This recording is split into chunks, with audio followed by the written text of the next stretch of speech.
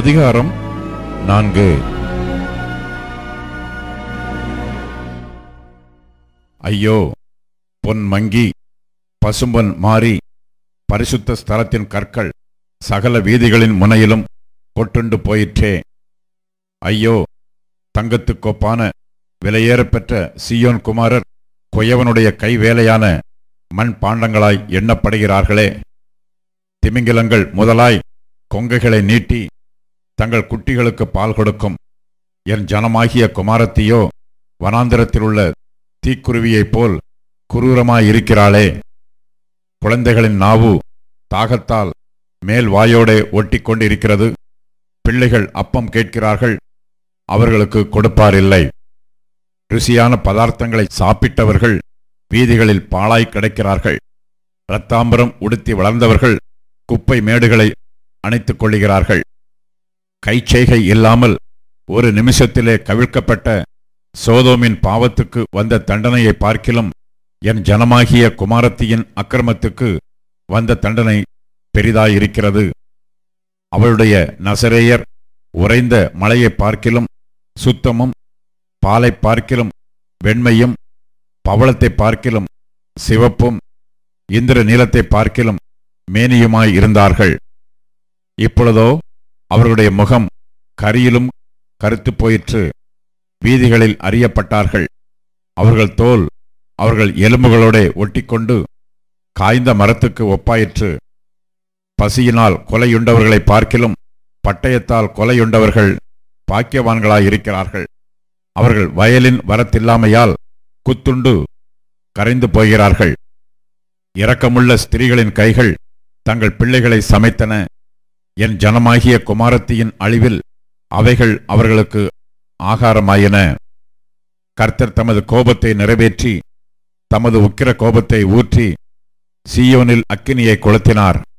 அது அதன் அஸ்திபாரங்களை பட்சித்து போட்டது. சத்துருவும் பகைஞனும் எருசலேமின் வாசல்களுக்குள் பிரவேசிப்பான் என்கிறதை பூமியின் ராஜாக்களும் பூச்சக்கரத்தின் சகல குடிகளும் நம்ப மாட்டாதிருந்தார்கள். அதன் நடுவில் நீதிமான்களின் இரத்தத்தை சிந்தின அதன் தீர்க்கதரிசிகளின் பாவங்களினாலும் அதன் ஆசாரியர்களின் அக்கிரமங்களினாலும் இப்படி வந்தது. குருடர் போல வீதிகளில் அலைந்து ஒருவரும் அவர்கள் வஸ்திரங்களை தொடக்கூடாதபடி இரத்தத்தால் கரைப்பட்டிருந்தார்கள். விலகுங்கள், தீட்டுப்பட்டவர்களே, தொடாமல் விலகுங்கள், விலகுங்கள் என்று அவர்களை நோக்கி கூப்பிட்டார்கள்.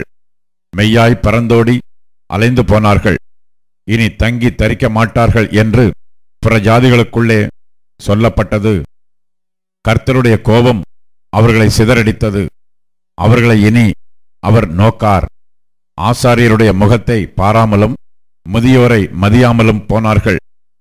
இன்னும் எங்களுக்கு சகாயம் வரும் என்று நாங்கள் வீணாய் எதிர்பார்த்திருந்ததினாலே எங்கள் கண்கள் பூத்து போயின. ரட்சிக்க மாட்டாத ஜாதிக்கு எதிர்பார்த்து கொண்டிருந்தோம். நாங்கள் எங்கள் வீதிகளில் நடவாதபடிக்கு எங்கள் அடிச்சுவடுகளை வேட்டையாடினார்கள். எங்கள் முடிவு சமீபித்தது. எங்கள் நாட்கள் நிறைவேறிப் போயின. எங்கள் முடிவு வந்துவிட்டது. எங்களை பின்தொடர்ந்தவர்கள் ஆகாயத்து கழுகுகளை பார்க்கிலும் வேகமாயிருந்தார்கள். பர்வதங்கள் மேல் எங்களை பின்தொடர்ந்தார்கள். வனாந்திரத்தில் எங்களுக்கு பதிவிருந்தார்கள்.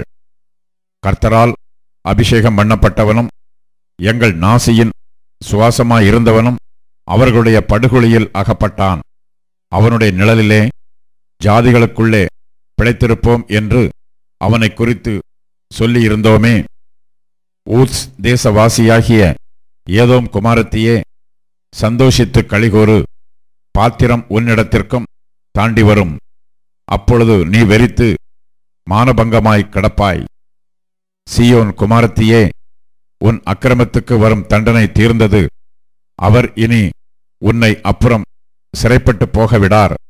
ஏதோம் குமாரத்தியே, உன் அக்கிரமத்தை அவர் விசாரிப்பார், உன் பாவங்களை வெளிப்படுத்துவார்.